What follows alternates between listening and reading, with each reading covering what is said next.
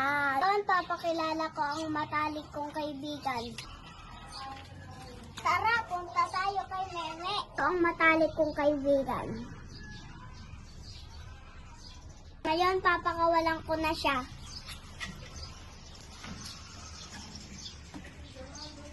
Ngayon, papadedehan na natin si Meme.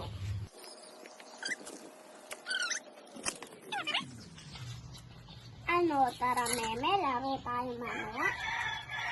Meme, laro. Laro tayo mamaya, Meme. Let's go, Meme. Maglalaro na kami ni Meme. No, tara.